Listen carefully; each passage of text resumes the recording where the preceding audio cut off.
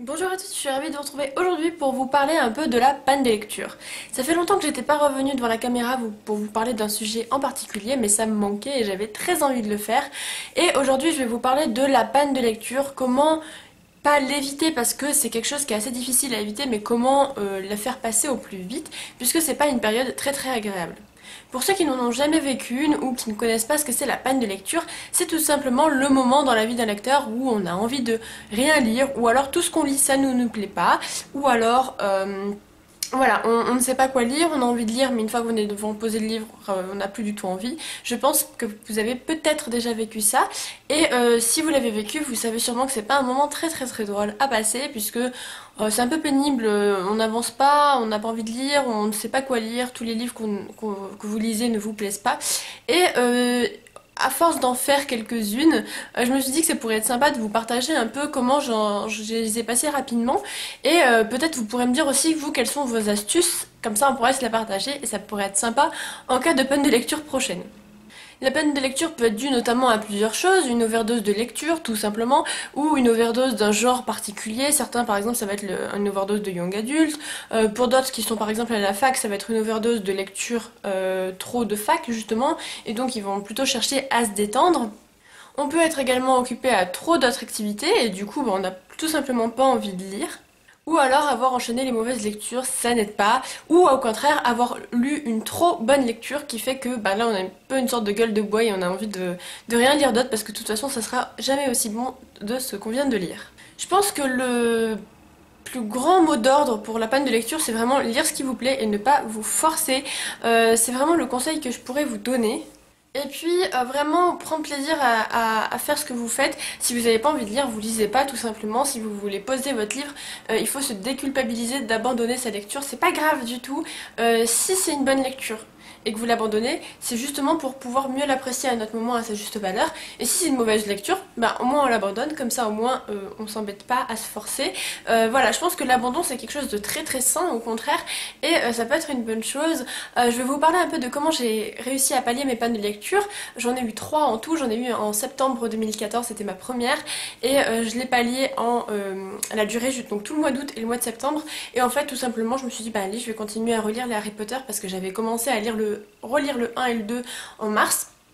Et je me suis dit, bon ben go, je vais relire Harry Potter parce que j'ai trop envie de les lire en ce moment. Ok, c'est pas les livres que je dois lire le plus rapidement, mais tant pis. Et j'ai lu le 3 et le 4 et ça m'a vraiment aidé, puisque après le 4, j'ai lu d'autres livres, rien à voir, etc.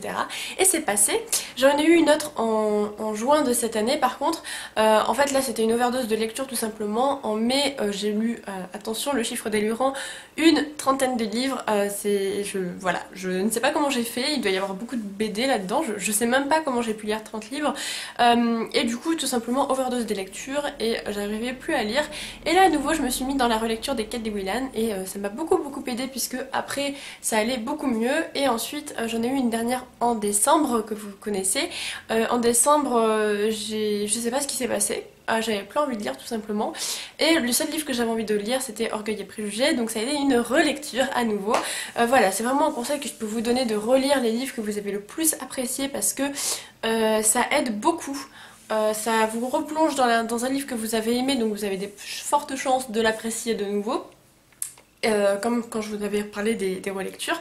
Et j'ai eu une dernière panne de lecture en janvier. Donc en fait ce qui s'est passé c'est que j'ai relu Orgueil et Préjugés, que j'ai adoré. Je suis sortie de ma panne de lecture, j'ai lu Phobos, que j'ai vraiment adoré. Et ensuite, après Phobos, j'étais incapable de me relancer dans un livre. C'était très embêtant, et du coup, voilà, impossible de me remettre dans un roman. Et puis, j'avais pas envie de relire un livre puisque je venais d'en relire un. Et là, j'ai opté pour une autre décision. C'est vraiment de me faire confiance, de lire vraiment ce que moi j'avais envie, et peu importe la peur de cette envie, si vous avez vraiment envie de lire en VO, bah lancez-vous, même si vous dites bon je suis en panne de lecture, est-ce que c'est une bonne chose, si vous avez un pavé de 800 pages, c'est pas grave, voilà, vraiment, il faut vraiment s'écouter. Je pense que la panne de lecture c'est vraiment très sain d'un côté parce que ça permet de se recentrer sur les goûts personnels, ce qu'on a vraiment envie de faire. Donc par exemple, je me suis relancée autour du 7 janvier, quelque chose comme ça, dans Le Nom du Vent, donc c'est une grosse brique. Évidemment, la panne de lecture plus l'énorme pavé que c'est, j'ai pas pu énormément avancer, ça va être sûrement le seul livre que j'aurai lu en janvier, mais voilà, j'ai osé, je suis allée à la médiathèque, je me suis dit qu'est-ce qui me fait plaisir, je suis tombée sur lui, je me suis dit bah allez go, voilà, j'avais très envie de me plonger dedans et ça m'a beaucoup aidé parce que je me considère comme sortie de ma panne de lecture, donc c'est une bonne chose. Voilà, j'aimerais bien que vous me disiez vous quel est votre avis sur la panne de lecture, est-ce que ça vous est déjà arrivé et comment vous vous en êtes sorti. On dirait une grande maladie terrible, mais en fait non, ça va, c'est juste un moment de passage pas très cool, mais voilà, je me dis que ça peut être sympa de partager un peu les petites astuces et comme ça au moins on aura plus d'idées pour le jour où ça nous arrive. En attendant, moi je vous laisse répondre et je vous souhaite de très bonnes lectures pour la suite et je vous dis à très vite. Salut!